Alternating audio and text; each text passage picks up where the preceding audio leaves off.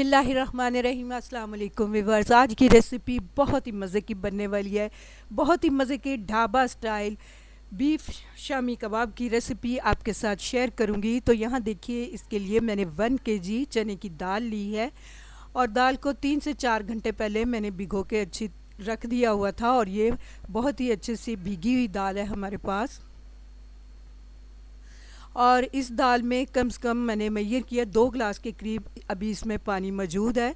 तो जब हम इसको पकाएंगे तो इसमें हमें मज़ीद पानी डालने की ज़रूरत पेश नहीं आएगी।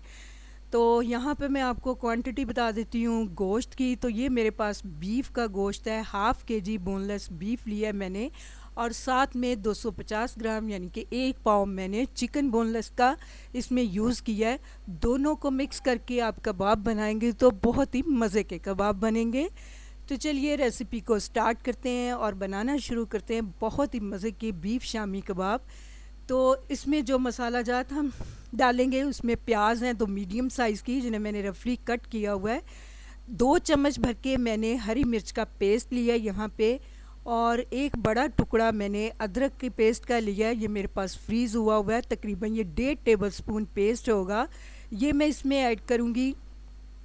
एक गड्ढी लहसुन की है जिसे मैंने छील के इस तरह से रख लिया हुआ है। और यहाँ मैं आपको स्पाइस दिखाती हूँ। तो यहाँ पे 2 छोटी इलायची थी जिन्हें मैंने इस तरह से क्रश कर लिया था, 2 मोटी इलायची, 3 टुकड़े दालचीनी के, 8 से 10 लौंग थे। 1 टेबलस्पून भर के मैंने साबुत ज़ीरा लिया है। 1.5 टेबलस्पून भर के मैंने धनिया लिया है। 1.5 टेबलस्पून सुर्ख मिर्च का मैं यहाँ पे यूज़ करने वाली हूँ। तो यहाँ पे मैं हल्दी यूज़ कर रही हूँ 1 टीस्पून।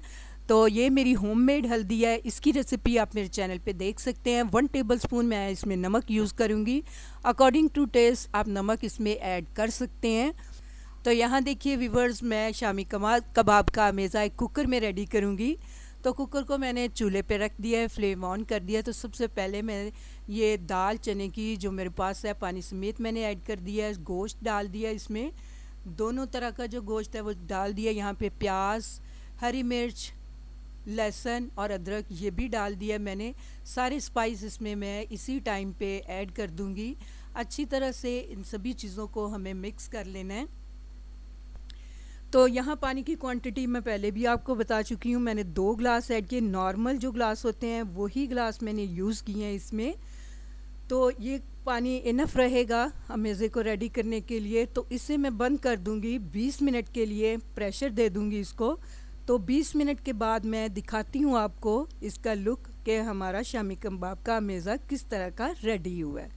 तो यहाँ देखिए व्यूवर्स, 20 मिनट पूरे हो चुके हैं, गैस पूरी तरह से निकल चुकी थी। तो मैंने कुकर को खोल लिया है।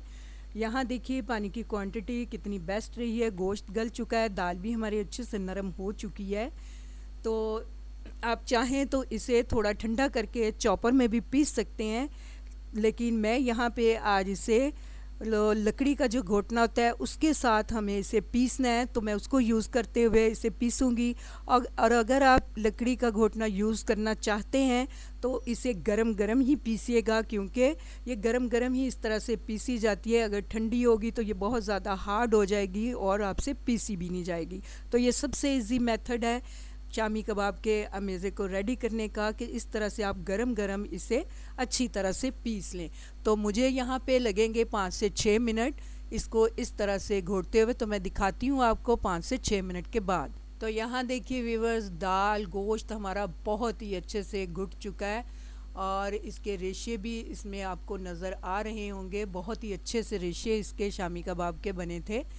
तो इस मेथड से आप शामी कबाब का मेज़ा रेडी करिए, बहुत ही अच्छा सा रेडी होगा। तो यहाँ मैंने इसमें ऐड किया है सब्ज़ मिर्च का पेस्ट ऐड किया है।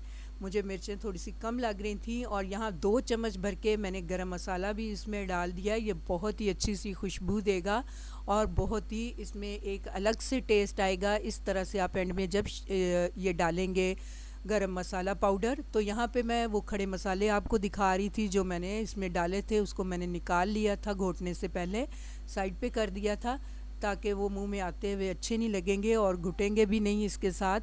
तो इस तरह से हमारा ये शामी कबाब का अमेज़ा रेडी हो चुका है। इसे ठंडा करते हैं, फिर मैं आपके सामने शामी कबाब रेडी करूँगी, दिखाऊँगी। 2 मेथड से हम शामी कबाब बनाएंगे, आपको जो अच्छा लगे आप उसका यूज़ करते हुए शामी कबाब बना सकते हैं। तो यहाँ देखिए व्यूअर्स, हाथों को मैंने बहुत ही अच्छे से ग्रीस कर लिया है ऑयल के साथ। तो इस तरह से आप अपनी पसंद से छोटे बड़े जिस साइज़ के आपको शामी कबाब पसंद हैं उसी साइज़ के आप बना लीजिए।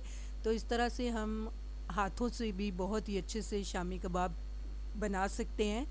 और बहुत ही ये देखिए परफेक्ट ये साइज़ है शामी कबाब का, बहुत ही अच्छा सा ये रेडी हो चुका है। और दूसरा मेथड भी अभी आपके सामने शेयर करूंगी कि किस तरह से हम एक और मेथड से बना सकते हैं। ये मेरे पास एक बोतल थी, उसका ये ढक्कन था, तो इसमें मैंने सिंपल ये शॉपिंग बैग जो होते हैं उसका कट करके वो लगा लिया है। और इसके अंदर अब हम शामी कबाब रेडी करेंगे।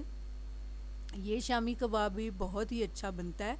आपको जो मेथड इजी लगे, जिसे आप इजी से अपना सकते हो, आप उसी मेथड का यूज़ करते हुए इस तरह से शामी कबाब बना लीजिए। दोनों मेथड ही आसान है, दोनों बहुत ही अच्छे से बनते हैं।